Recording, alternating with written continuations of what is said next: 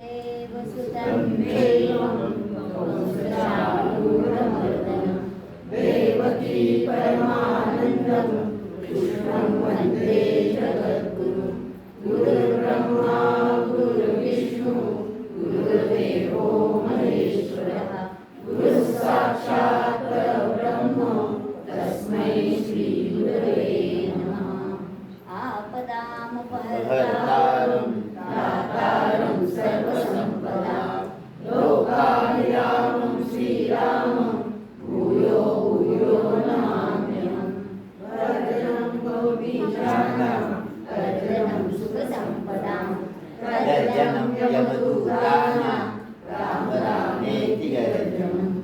नमोऽस्तुते व्यासविशालबुद्धे मुल्लारविन्दायतपत्रनेत्रं येन त्वया भारततैलपूर्णः प्रज्वालितो ज्ञानमयप्रदीपः श्रुतिस्मृतिपुराणानाम् आलयं करुणालयं नमामि भगवत्पादं शङ्करं लोकशङ्करं शङ्करं लोकशङ्करम्।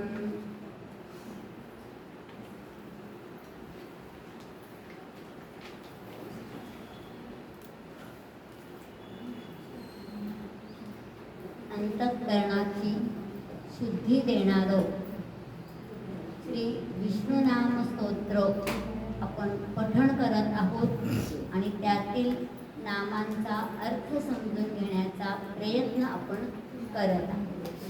आपल्या भारतीय संस्कृतीने आपल्याला अत्यंत सकस आणि सात्विक असं अमोघ विचार असलेलं तत्वज्ञान दिलेलं आहे।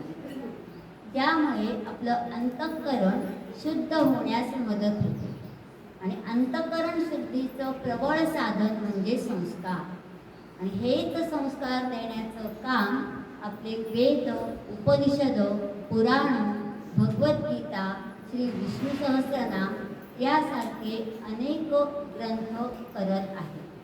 आपल्या भारतीय संस्कृतीतली दोन वैशिष्ट्य अतिशय विलोभनीय आहेत। ती म्हणजे वृद्धांना सन्मान देणं आणि दुसरं आहे परस्त्री मातृसमान असणं। इतर कोणत्याही संस्कृतींमध्ये आपल्याला हे दिसत नाही आणि म्हणूनच तिथे संघर्ष निर्माण झालेले दिसतात।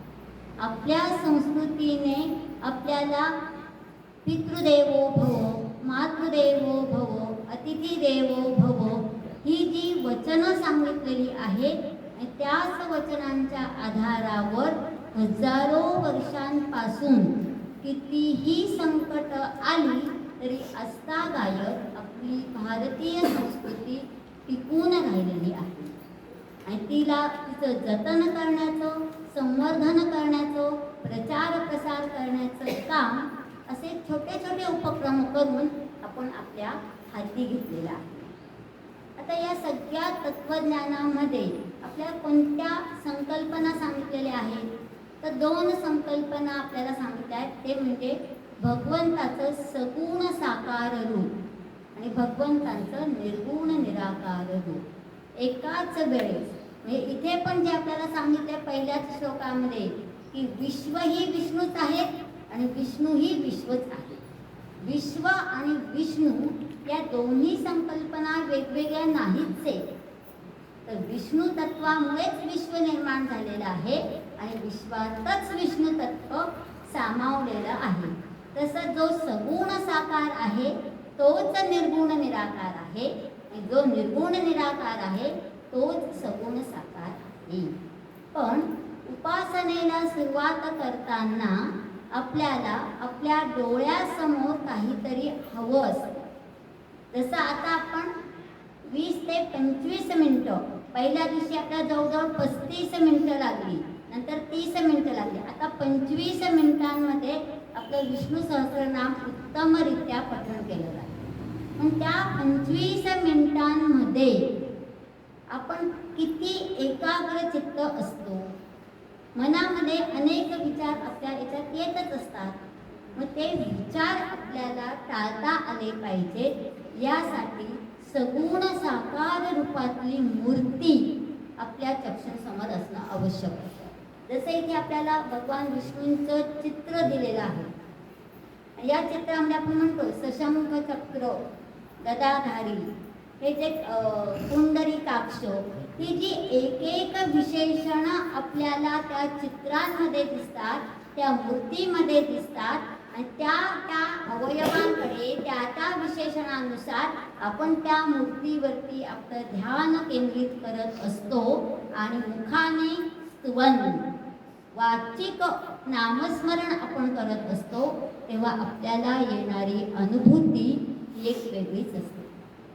आणि ती अनुभूती प्रत्येकाची प्रत्येकालाच यावी लागते. मला जी अनुभूती आली ती तुम्हाला येईलच असं नाही आहे, कारण की प्रत्येकाचं मन, शरीर जरी समान दिलेलं आहे, समान म्हणजे आपलं बॉडी स्ट्रक्चर समान आहे, आपण काळे आहोत का गोरे आहोत, जाड आहोत का बारीक आहोत, उंच आहे का भुके आहोत, हे सगळं प्रत्येकाचं स्वरूप वेगवेगळं असलं तरी अंतररचना मात्र प्रत्येकाची सारखीच आहे. या सगळ्या शरीराला फिरवणारं आपलं मन हे खूप चंचल असतं. या चंचल मनाला एका ठिकाणी एकाग्र करण्यासाठी सगुण साकार रूपातली मूर्ती आपल्या चक्षुंसमोर असणं आवश्यक असतं. मग हे कसं बरं साधलं जाणार आहे? आणि आपल्याला जर चांगले संस्कार आपल्यामध्ये आणायचे असतील, त्या संस्कारांचं दृढीकरण करायचं असेल, तर त्यासाठी कुठली तरी एक ठोस व्यवस्था असणं आवश्यक आहे. मग त्यासाठी आपल्या ऋषीमुनींनी चातुर्वर्ण्य आणि 4 आश्रम व्यवस्था सांगितलेली आहे. आज आपण त्यातल्या 4 आश्रमांविषयी थोडंसं समजून घेणार आहोत. 4 आश्रमांमध्ये पहिला आश्रम आहे ब्रह्मचर्य आश्रम, दुसरा आहे गृहस्थ आश्रम, तिसरा आहे वानप्रस्थ आश्रम आणि चौथा आहे संन्यास आश्रम. त्यातला दुसरा जो आहे गृहस्थ आश्रम, त्याला धन्यो गृहस्थ आश्रम असं म्हटलेलं आहे. म्हणजे गृहस्थ आश्रम विवाह, कुटुंब, संतती या सगळ्याला आपल्या भारतीय संस्कृतीने खूप महत्त्व दिलेलं आहे. संतती शब्दाचा अर्थ सम्यक तनोती इति संततीही, म्हणजे आपल्या वंशाचा विस्तार जो योग्य पद्धतीने करतो आहे, म्हणजे आपली जी परंपरा आहे, आपले जे विचार आहेत, तीच परंपरा, तोच विचार पुढे घेऊन जाणारी जी असते ती संतती. आणि अशी उत्तम संतती असल्यावरच आपली गृहसंस्था या कुटुंब व्यवस्था ही दृढ होत असते. म्हणून गृहस्थाश्रमाला महत्त्व दिलेलं आहे. पहिला आश्रम आहे ब्रह्मचर्य आश्रम. यामध्ये बालक 6 वर्षाचा झाला, म्हणजे वर्णाप्रमाणे थोडंसं वयात वैविध्य तिथे आलेलं आहे, पण साधारणपणाने 6 वर्षाचा बालक झाला की त्याला उपनयन संस्कार करून विद्याध्ययनासाठी गुरुगृही पाठवलं जात असते. आणि गुरुगृही तो 12 वर्षांपर्यंत राहत असतो. 12 वर्षात फक्त आई किंवा वडिलांचं देहावसन झालं तरच घरी यायला संमती होती. इतर कोणत्याही कारणांसाठी विद्यार्थ्याला घरी येऊ देत नव्हते, कारण की तो विद्यार्थी आहे. आता आपलं नेमकं काय झाले शिक्षण व्यवस्थेमध्ये? 5 तास शाळा, 3 तास क्लास आणि उरलेले 2-3 तास घरी पालकांसोबत.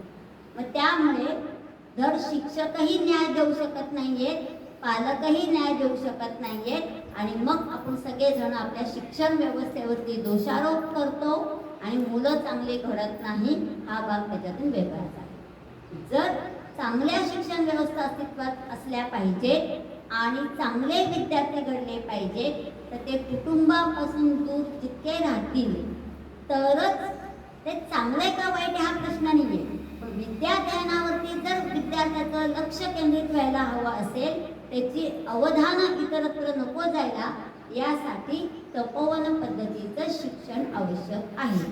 म्हणून आपल्याकडे असं म्हणते बघा, हॉस्टेलला शिकणारे जे विद्यार्थी असतात ना, ते जास्त यशस्वी होतात, स्वावलंबी होतात आणि जास्त मार्क पण मिळवतात. कारण की त्यांना तिथे फक्त एवढंच काम असतं, विद्याध्ययन एकच ध्येय असतं. आणि जे विद्यार्थी घरी राहतात त्यांना आपले आजी आजोबा आहेत, आई बाबा आहेत, लहान बहीण भावंड आहेत आणि आपलं घर कुटुंब म्हणतं की काही ना काहीतरी कुठेतरी कमी जास्त चालूच राहतं आणि कळत नकळत या सर्व घटनांचा परिणाम विद्यार्थी दशेमध्ये त्यांच्या विद्या अर्जनावरती होतच असतो. तो होऊ नये म्हणून प्राचीन काळात ऋषी मुनींनी हेतू पुरस्सर दूरदृष्टी ठेवून ब्रह्मचर्याश्रम सांगितलेला आहे.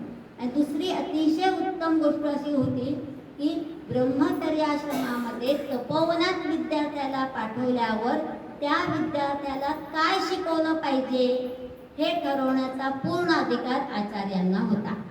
पालकांचा हस्तक्षेप नव्हता आणि म्हणून विद्यार्थी चांगले घडत होते. आणि पालकांचा आचार्यांवरती 100% विश्वास होता की माझ्या मुलासाठी जे योग्य आहे तेच आचार्य शिकवतात. आणि आचार्य जसे त्याला ज्ञान समृद्ध करायचे तसेच उपजीविकेसाठी पण समर्थ करून पाठवायचे. समावर्तन संस्कार केला त्याचा विद्याध्ययन पूर्ण झाल्यावरती तेव्हा ते आचार्यांचं सर्टिफिकेट असायचं की आता तुम्ही तुमची स्वतःची अर्थार्जन करू शकतात, उपजीविका भागवू शकतात आणि विवाह करण्यास योग्य आहे. आचार्यांचं सर्टिफिकेट मिळाल्याशिवाय पुढचं आपल्याला करता यायचं नाही. आणि मग विद्याध्ययन पूर्ण करून घरी आल्यावरती आपल्याला गृहस्थाश्रम सांगितलेला आहे. विवाह योग्य 6 वर्षाचा बालक तपोवनात जातो, 12 वर्ष तिथे राहतो, 12 आणि 6 18. आजही मॅच्युरिटी एज कायद्याने परिपक्वता 18व्या वर्षीच येते. ते आपल्या ऋषीमुनींनी हजारो वर्षांपूर्वीच सांगितलेलं आहे. आज पण 6व्या वर्षी बालक पहिलीच जातो. 6 वर्षापासून विद्याध्ययन तोपर्यंत त्याला आई बाबांची सोबत असली पाहिजे. हा इतका सूक्ष्म विचार आपल्या भारतीय संस्कृतीने केलेला आहे. मग गृहस्थाश्रमामध्ये आपल्याला काय करायचं आहे तर गृहस्थाश्रमामध्ये पती पत्नी एकरूप झालेले असते. शरीराने, मनाने, विचाराने आणि कृतीने जेव्हा ते एकरूप होतात त्या कौटुंबिक आकृतीबंध पूर्ण होतो आणि संतती निर्माण करणं हे पती पत्नीचं मुख्य काम सांगितलेलं आहे. आता परिस्थिती बदललेली आहे पण त्यावेळेस आपला वंश विस्तार करणं, लोकसंख्या वाढवणं ही पण कदाचित त्या काळची गरज असावी म्हणून त्यांनी संतती निर्मिती हा पण एक विवाहाचा हेतू सांगितलेला आहे. आणि मग 6 वर्षापर्यंत आपल्या बालकाचं योग्य पालन पोषण करून त्याला गुरुगृही पाठवायचं आहे. मग बालक गुरुगृही गेल्यावरती आईबाबांनी काय करायचं तर त्याच्यासाठी आपल्याला यज्ञ सांगितलेला आहे. यज्ञाचा विस्तार करण्यासाठी लक्ष्मीनारायणांना हा वेळ दिलेला आहे. आता आपण म्हणतो की मुलांच्या शाळा असतात, क्लास असतात, त्यांचं जेवण असतं, घरी आल्यानंतर नाश्ता द्यायचा असतो. याच चक्रात आपण आपली 40 वर्ष घालतो आणि नंतर मध्ये इतके दिवस निघून गेलेले असतात की आता मी कुठून सुरुवात करू हेच आपल्याला कळत नाही. मग इथे सुद्धा योग्य वयात विवाह होणं, संतती निर्माण होणं आणि पुढे संस्कृतीसाठी वेद प्रामाण्य येण्यासाठी यज्ञाच्या विस्तारासाठी ही सगळी गृहस्थाश्रमाची आखणी आपल्याला आखून आहे. आणि मी माझ्यासोबत समाज व्यवस्था अहम केंद्रित न राहता समाज केंद्रित व्यवस्था असली पाहिजे हे एक गृहस्थाश्रमाचं कार्य सांगितलेलं आहे. आणि दुसरं उत्तम शिक्षण व्यवस्था निर्माण झाली पाहिजे असं वाटत असेल तर ते शिक्षण संस्था चालवण्याची जबाबदारी ही गृहस्थाश्रमी लोकांची आहे.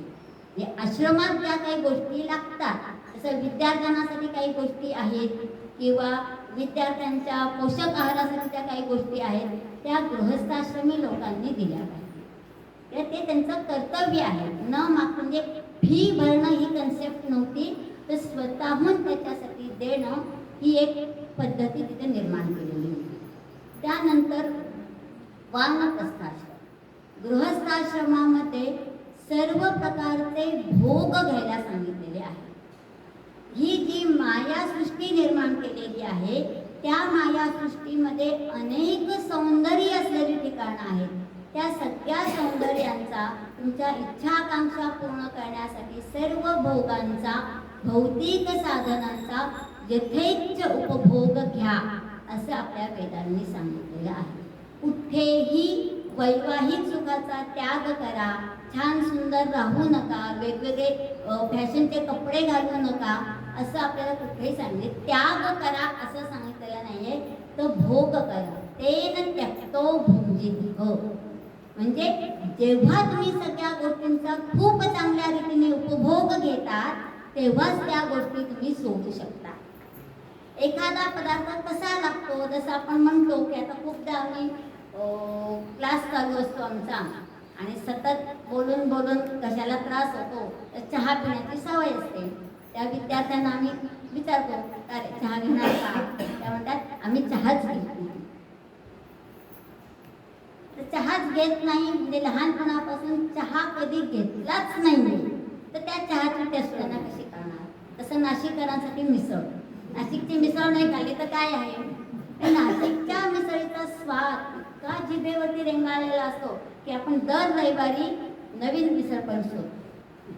त्याचा उपभोग जेव्हा आपण घेतलेला असतो तेव्हा आपण म्हणू शकतो, अरे मुंबईची मिसळ नाशिकच्या पुढे काहीच नाहीये, पुण्याची मिसळ नाशिकच्या पुढे काहीच नाहीये. जोपर्यंत आपण भोग घेत नाही, आपली इच्छा तृप्त होत नाही, तोपर्यंत आपण त्याचा त्याग करू शकत नाही.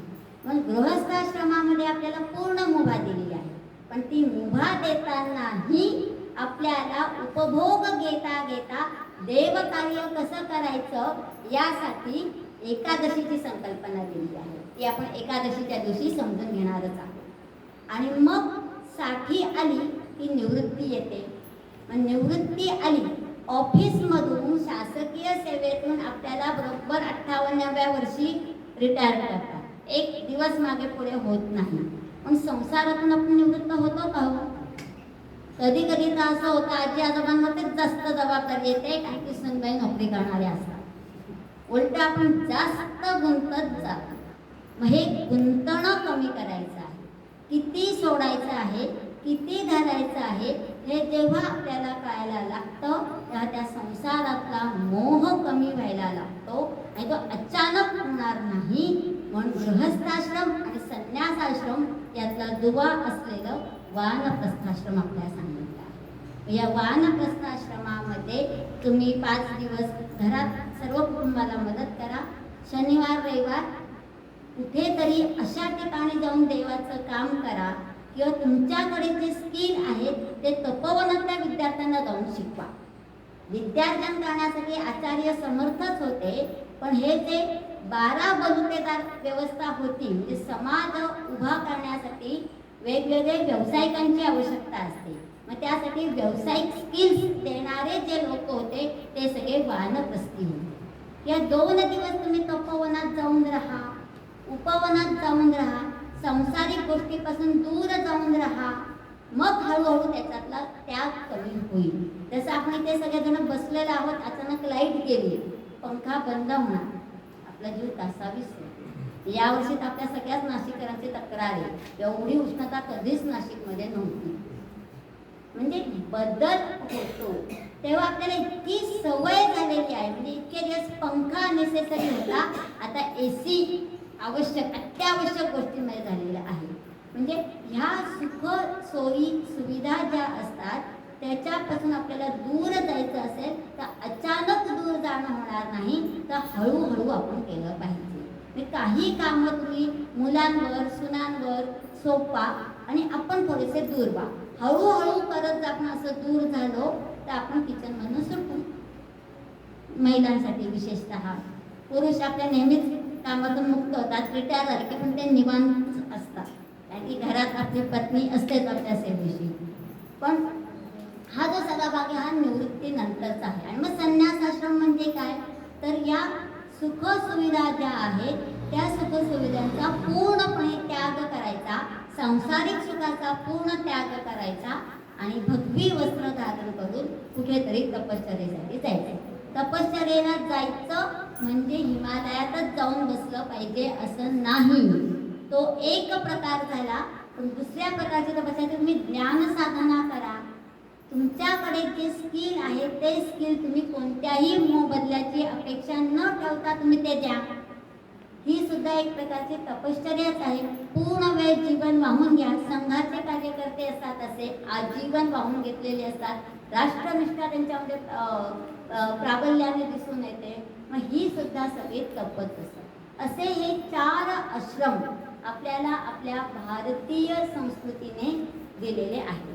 आणि या सर्व आश्रम व्यवस्थेमध्ये आपल्याला प्रवृत्ती आणि निवृत्तीचा समन्वय सांगितलेला आहे. आणि तीच प्रवृत्ती आणि निवृत्ती. प्रवृत्ती ही आपल्याला ब्रह्मचर्याश्रम आणि गृहस्थाश्रमामध्ये दिसते आणि निवृत्ती आपल्याला पुढे वानप्रस्थ आणि संन्यासाश्रमामध्ये दिसलेली आहे. मग प्रवृत्तीमध्ये काय येतं, निवृत्तीमध्ये काय येतं, हे आपण रोज थोडा थोडा त्याच्यावरती विचार करणार आहोत. ही जी प्रवृत्ती आणि निवृत्तीमध्ये दोनही शरीराच्या आणि मनाच्या वेगवेगळ्या अवस्था आहेत आणि दोनही अवस्थांमध्ये तृप्ती असणं खूप महत्त्वाचं असतं. म्हणजे तुमच्याकडे काय आहे, किती आहे, याच्यात तुम्ही किती समाधानी आहात. झोपडीत राहणारा मनुष्यही तितकाच समाधानी असतो. आता आपण म्हणतो इतकं ऊन आहे तर आपण 10 ते 5 वेळात बाहेर पडू नये असा रेड अलर्ट जाहीर केला. पण आपल्याच नाशिकमध्ये सगळीकडे रोड, वायरिंग, गॅस लाईन या सगळ्याचे कामं चालू आहेत. ते कामगार सगळे एवढ्याच उन्हात कामं करतात उघड्यावरती. उपजीविकेसाठी करणं आवश्यक असतं. पण त्यातही ते समाधानीच आहेत. आपल्याकडे AC असतं, बंगला असतो, कार असतो, तरीही आपल्याला आपल्या जीवाची घालमेल होते. मग तुम्हाला तुमचं समाधान केव्हा किती आहे याची एक सीमारेषा आपल्याला ठरवता आली पाहिजे. तरच प्रवृत्तीतून निवृत्तीकडे आपल्याला प्रवास करता येणार. आणि हा प्रवास सुखकर व्हायचा असेल तर त्यासाठी आपल्याला आध्यात्मिक अनुभूती येण्याची आवश्यकता असते. आणि ती आध्यात्मिक अनुभूती कशातून येते तर परमेश्वराच्या नामस्मरणाने. आणि म्हणूनच आपण श्री विष्णू सहस्रनामाचं अतिशय दिव्य आणि दुर्लभ असं स्तोत्र आहे. त्याचं रोज आपण पठण करत आहोत आणि त्यातला नामांचा अर्थ समजून घेत आहोत. 3ऱ्या श्लोकामध्ये आपल्याला सांगितलेलं आहे योगो योगविदान्नेता प्रधान पुरुषेश्वर नारसिंह वपुः श्रीमान केशव पुरुषोत्तम. या श्लोकामध्ये 7 नावं आलेली आहेत भगवंतांची.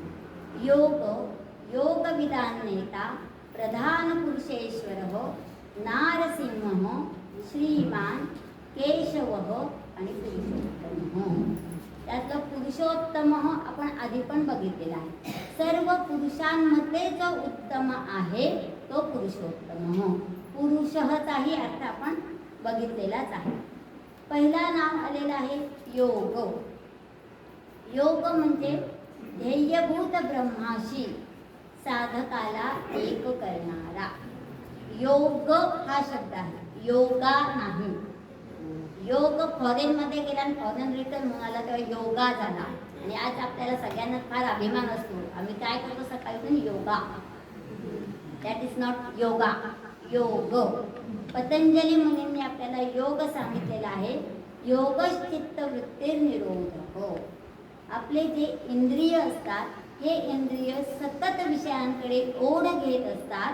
त्या ज्या चित्तवृत्ती आहेत त्याला नियंत्रित करणं म्हणजे योग आहे. आणि मग हा योग काय करतो तर आपला आत्मा परमात्म्याशी एकरूप करतो. आणि ही सगळी यौगिक क्रिया जी आहे ती यौगिक क्रिया भगवान विष्णूंमुळेच प्राप्त होते. मग त्याला योग असं म्हटलेलं आहे. आणि दुसरं भगवद्गीतेत आपल्याला सांगितलंय योग कर्मसु कौशलम. योग करायचं म्हणजे योगासनं केली तर उत्तमच आहे. त्याने शरीराला व्यायाम होतो. मन चंचल असेल तर ते स्थिर व्हायला मदत होते आणि शांत झोप लागते. हे योगाचं महत्त्व आहे. शरीर निरामय राहण्यासाठी योग आवश्यक आहे. योग करणं म्हणजे आपण 2-4 आसनं केली, हातपाय हलवले किंवा काहीतरी म्युझिक लावून आपण ॲरोबिक्स टाईप व्यायाम वगैरे करतो, जिममध्ये जातो.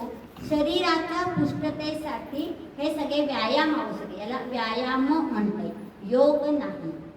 शारीरिक हालचालींच्या माध्यमातून चित्त एकाग्र करून आपला आत्मा परमात्म्याशी जिथे जोडला जातो तो योग.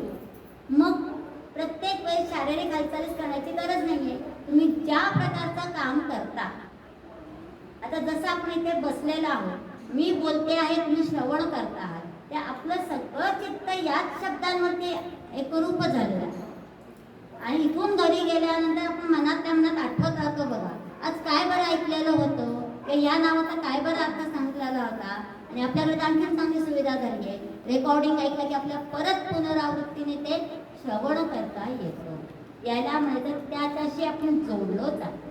मग आपण जे कर्म करतो आहोत त्या कर्माशी एकरूप व्हा.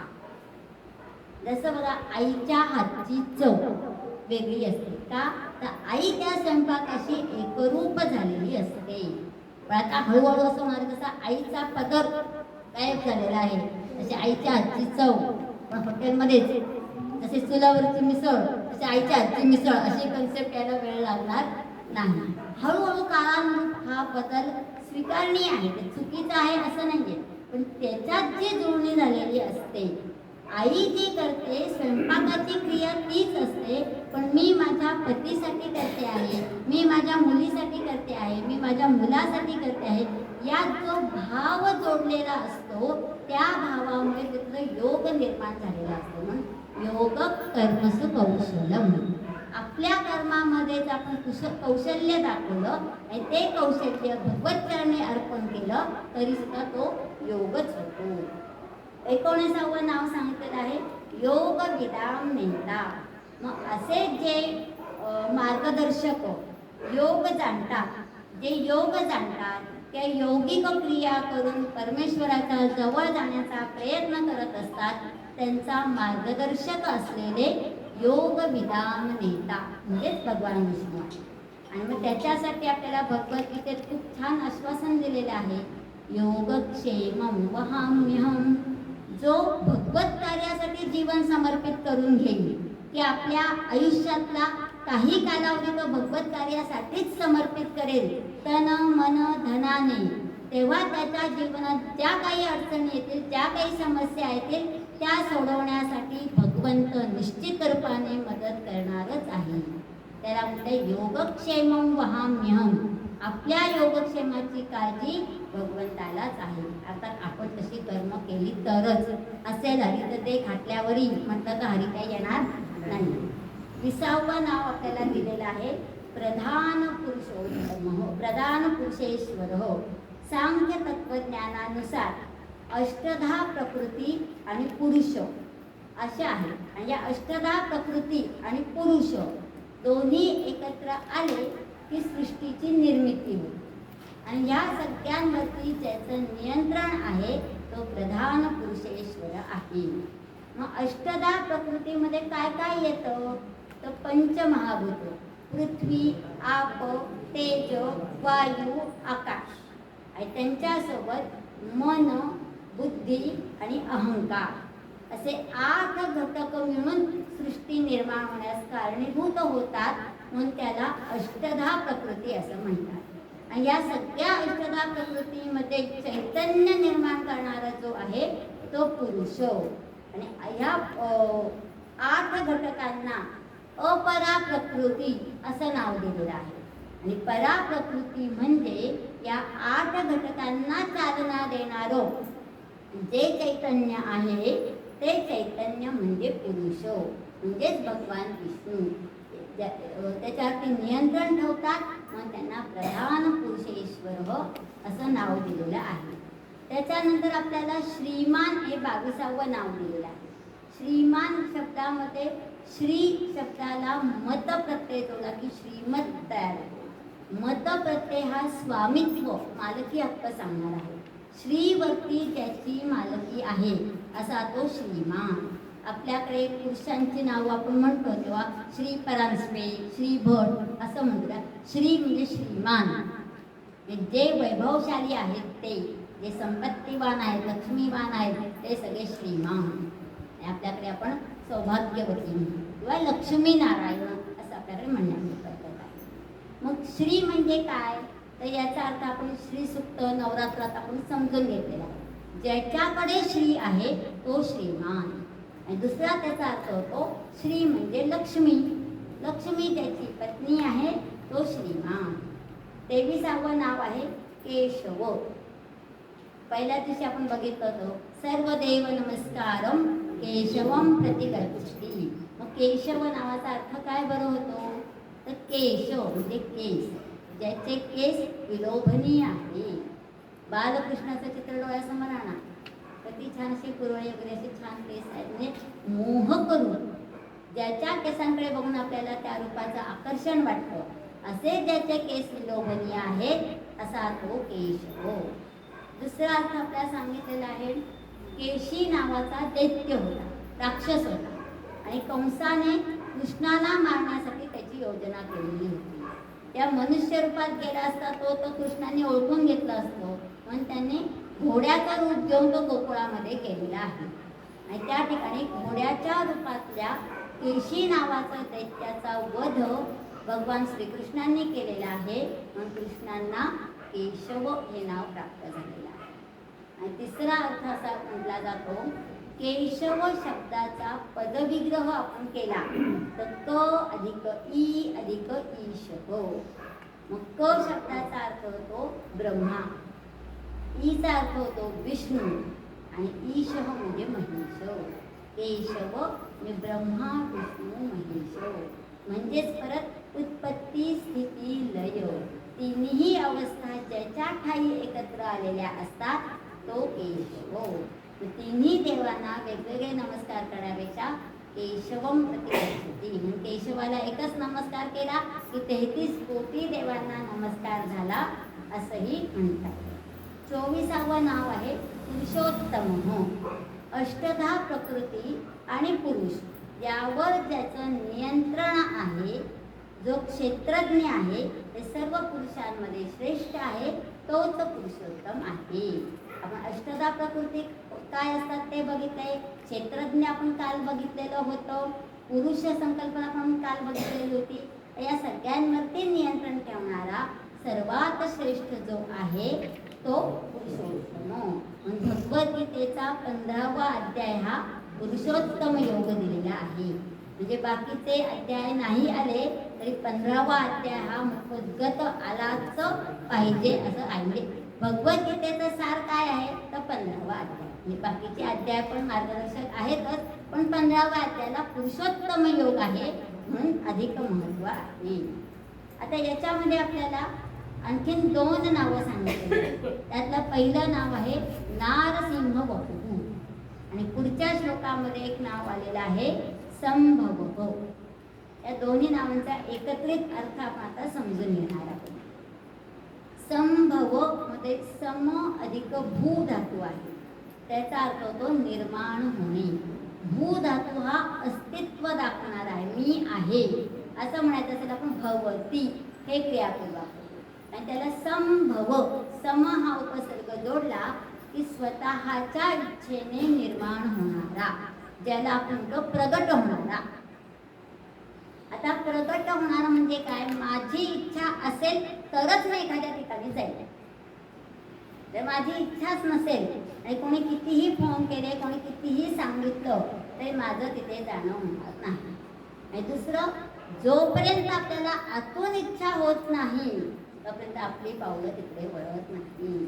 तेच संभव.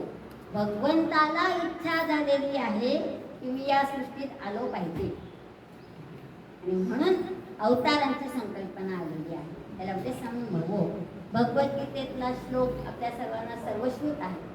यदा यदा हि धर्मस्य ग्लानिर्भवति भारत अभ्युत्थानं धर्मस्य तदात्मानं सृजाम्यहं परित्राणाय साधूनां विनाशाय च दुष्कृतां धर्म संस्थापनार्थाय संभवामि युगे युगे. संभवामि क्रियापदामध्ये संभव या शब्दाचा आलेला आहे. मला कधी इच्छा होईल येण्याची, हे अवतार कशासाठी, 10 अवतार घेतलेले आहेत हे आपल्या सर्वांना श्रुत आहे, पण अवतार कशासाठी आणि पुढचा प्रश्न आहे भारत भूमीतच का. आज आपण अवतार कशासाठी हे समजून घेऊयात की सृष्टी निर्माण करणारा तोच आहे, निर्माण केलेल्या सृष्टीमध्येही अंश रूपाने राहणारा पण तोच आहे, क्षेत्रज्ञ रूपाने पण राहणारा तोच आहे. मग त्याला प्रत्यक्ष अवतार घेऊन सृष्टीत येण्याचं कारण काय. अवतार कशासाठी घ्यायचा तर त्याचे 3-4 कारण आपल्याला सांगितलेले आहे. पहिलं कारण आहे की सृष्टी निर्माण केल्यावर येणाऱ्या समस्या सोडवण्यासाठी. जसं आपण एक प्रोसेस लिहिलेली असते पण ती प्रोसेस सगळं झालेलं आहे आपल्याला, पण प्रत्यक्ष करताना आपल्याला असं वाटतं अरे नाही याच्यात असं करायला पाहिजे होतं. तसं ही सगळी सृष्टी भगवंताने निर्माण केलेली आहे आणि त्या निर्माण केलेल्या सृष्टीवरती नियंत्रण ठेवणारे भगवान विष्णू आहे. मग त्याच्यात जर काही सुधारणा करावीशी वाटली, काही बदल करावासा त्यांना वाटला तर प्रत्यक्ष यावं लागेल ना.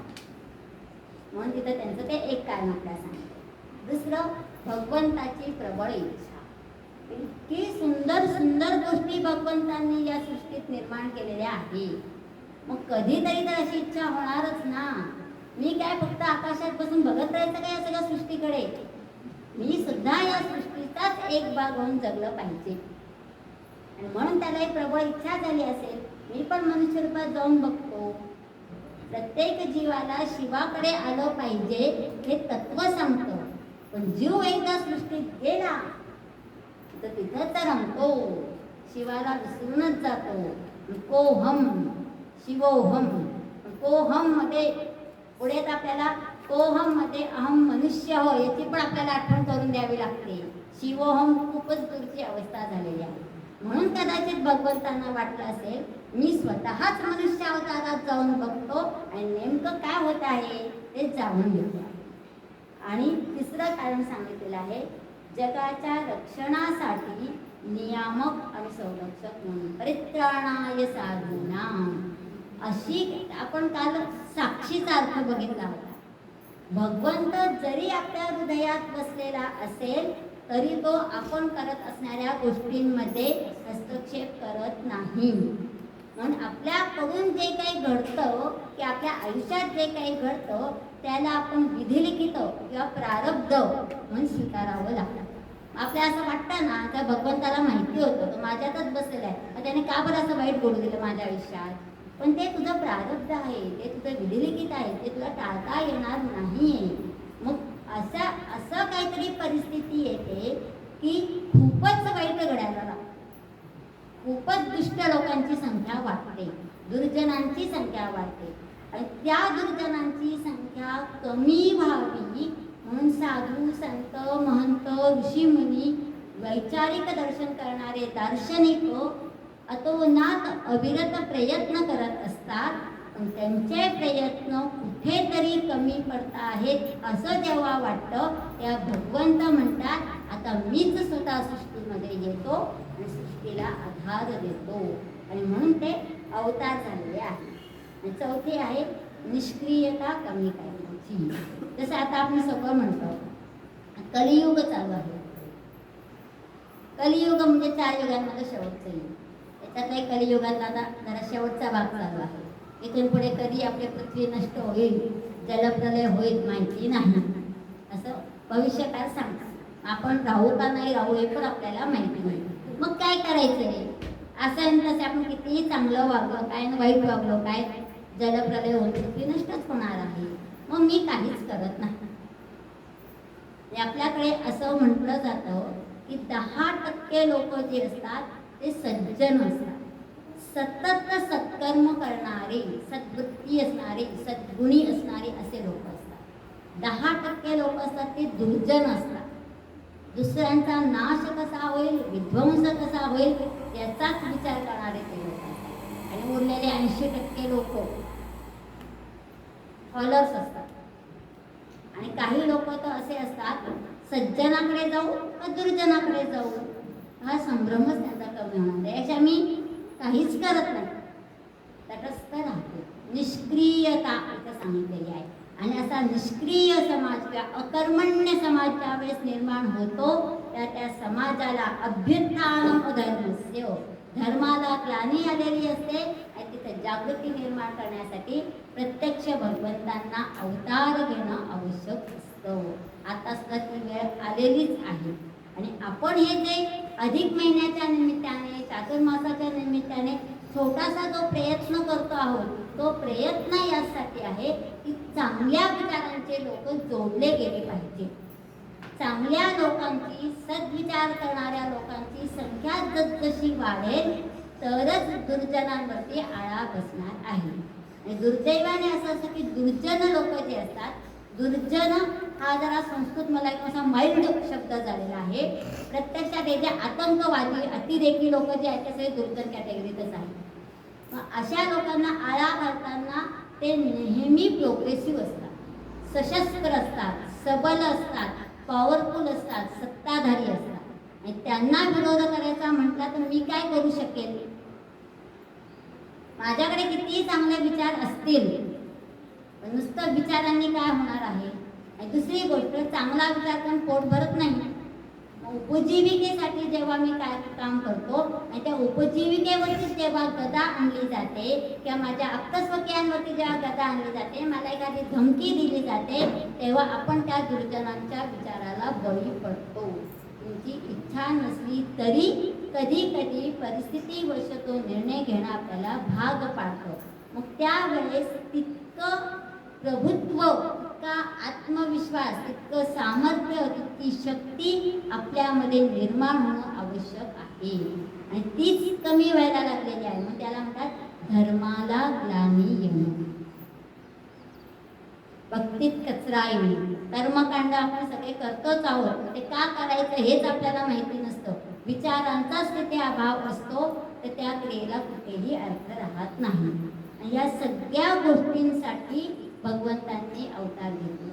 सगळ्यात महत्त्वाचं म्हणजे नराचा नारायण म्हणून, जीवाने शिवाकडे जावं हे तत्व सांगितलेलं आहे. सगुणोपासनेकडून निर्गुणोपासनेपर्यंत पोहोचलं पाहिजे हे तत्व सांगितलेलं आहे. हे प्रत्यक्षात खूप अवघड क्रिया आहे. मग आपण म्हणतो तो तर देव होता, एकदा त्याला देवत्वाचं लेबल लावलं तर ते काही करू शकत होते. मी तर मनुष्य आहे, मी काय करू शकणार आहे? म्हणून भगवंतांनी स्वतः मनुष्य रूपात अवतार घेतला आणि मनुष्यही नराचा नारायण होऊ शकतो हे स्वतःच्या जीवनाने प्रत्यक्ष करून दाखवलं. जसं प्रभू रामचंद्रांना आपण मर्यादा पुरुषोत्तम म्हणतो. एक धोबी काय सांगून गेला आणि प्रभू रामचंद्रांनी सीतेचा त्याग केला. जे सामान्य मनुष्य करणार तेच प्रभू रामचंद्रांनी केलेलं आहे. म्हणजे त्यांना मनुष्यत्वाची जी किनार आहे ती त्यांनी कधीही तिथे सोडलेली नाही.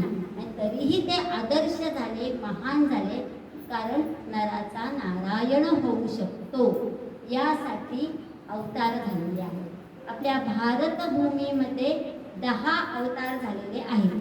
त्या 10 अवतारांचं वर्णन करणारा एक श्लोक सांगणारे, एक छोटीशी कथा सांगणारे.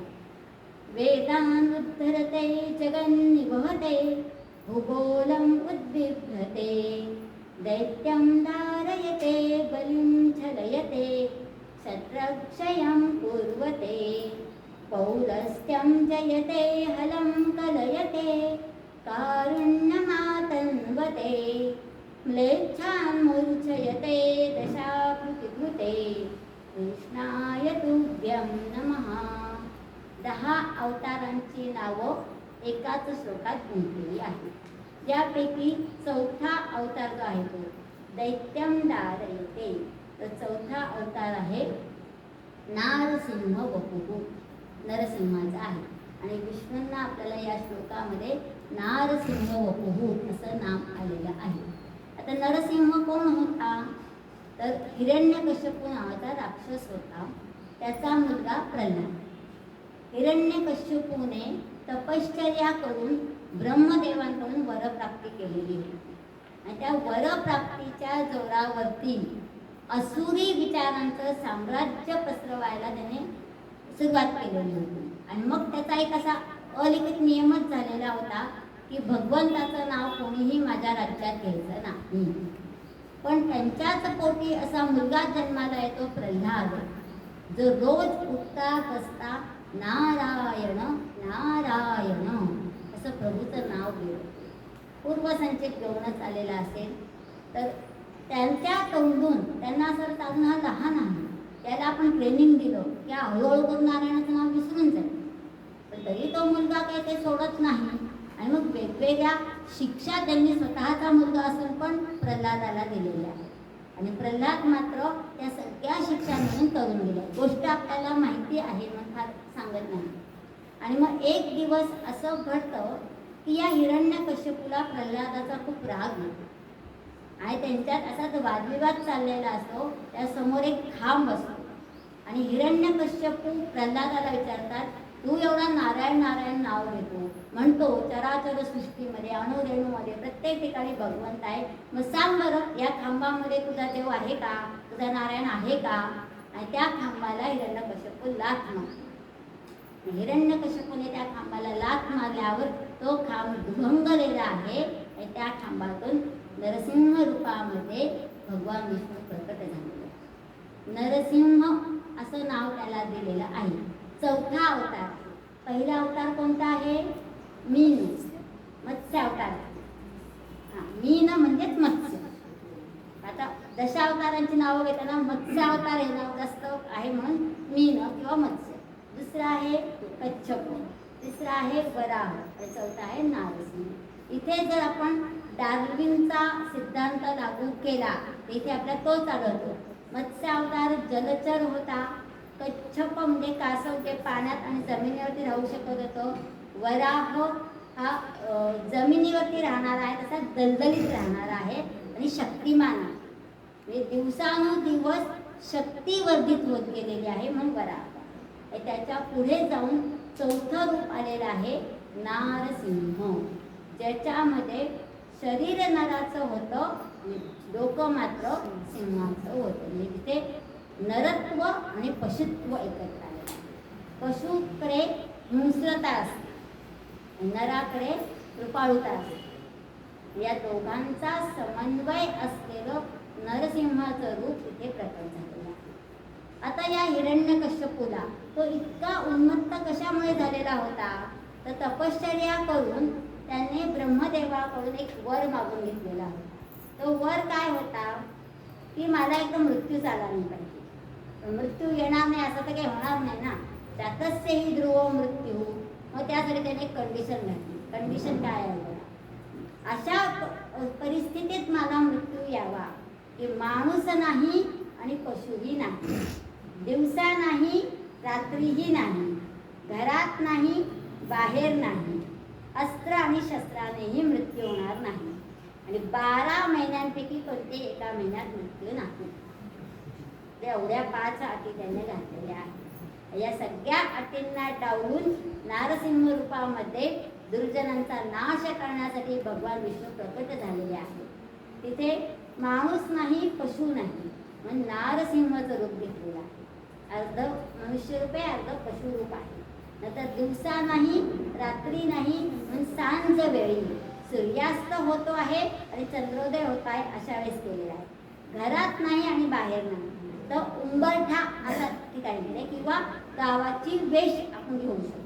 तर खांब आहे, मोकळ्या जागेत ती घटना घडली आहे. अगदी असं एवढा उंबरठा होते काय ते शक्य नाही आहे, तर गावाच्या वेशीवरती ती घटना घडलेली असावी असं आपण दिलं. अस्त्र नाही आणि शस्त्र नाही तर त्यांनी आपल्या हाताची नखं हीच शस्त्र बनवलेली आहे आणि 12 महिने नाही.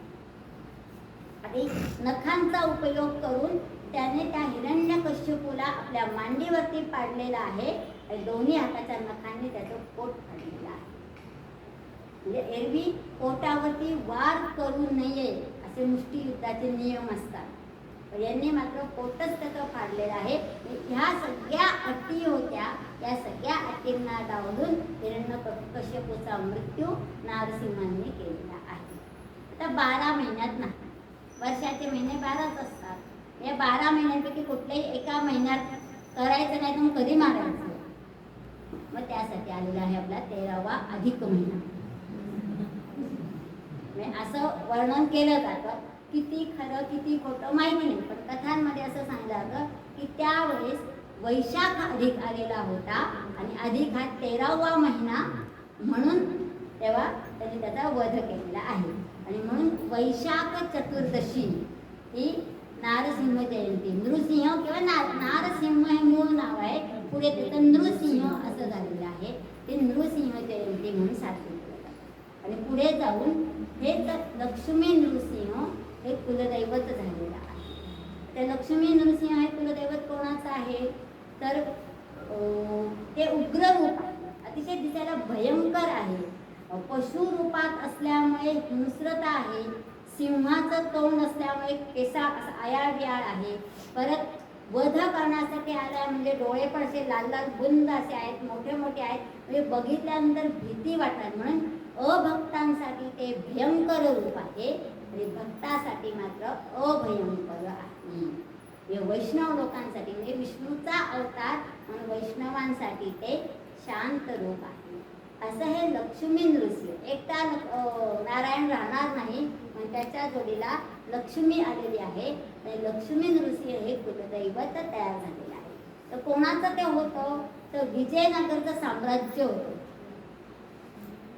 ज्या विजयनगरच्या साम्राज्यामध्ये आपल्या वैदिक संस्कृती सुवर्ण कळसापर्यंत पोचलेली होती, अशा विजयनगरच्या साम्राज्याचे जे राज्यकर्ते होते त्यांचं कुलदैवत लक्ष्मी नृसिंह होतं. आणि दुसरं देवगिरीचे यादव. देवगिरी म्हणजे आत्ताच आपलं संभाजीनगर. तर तिथे जे यादवांचं राज्य होतं त्यांचं कुलदैवत हे लक्ष्मी नृसिंह कुलदैवत आहे.